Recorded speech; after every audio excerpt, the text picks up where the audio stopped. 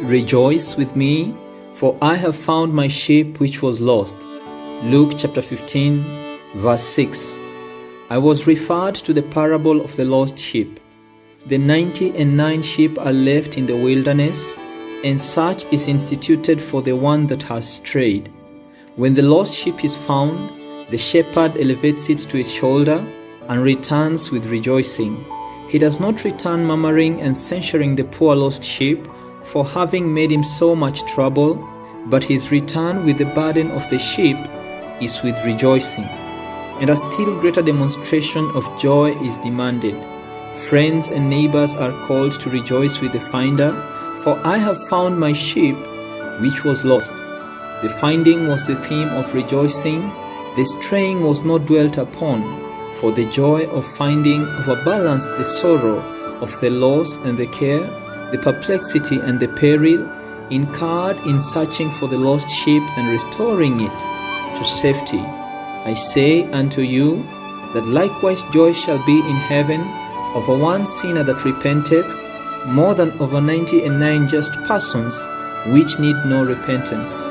Luke chapter 15, verse 7.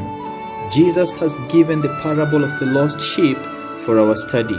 The true shepherd leaves the 99 and goes into the desert at any expense and suffering to himself. How many of the wandering and lost sheep have you sought for and brought back to the fold with a heart full of pitying tenderness, forgiveness, and love? How many words of encouragement have you spoken to the wandering sheep that have caused you pain, anxiety, and much inconvenience?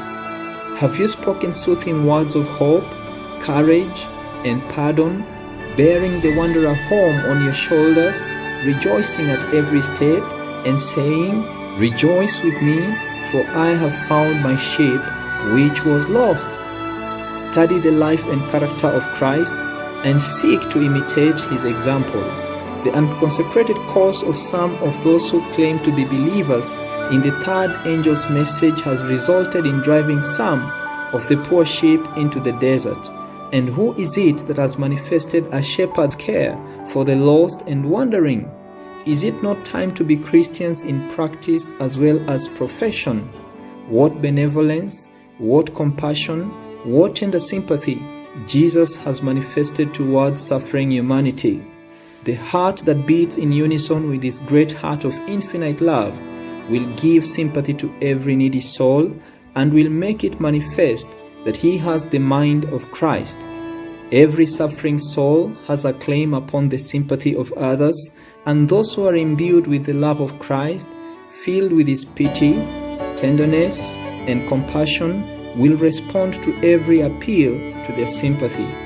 Every soul who attempts to retrace his wanderings and return to God needs the help of those who have a tender, pitying heart of Christ-like love.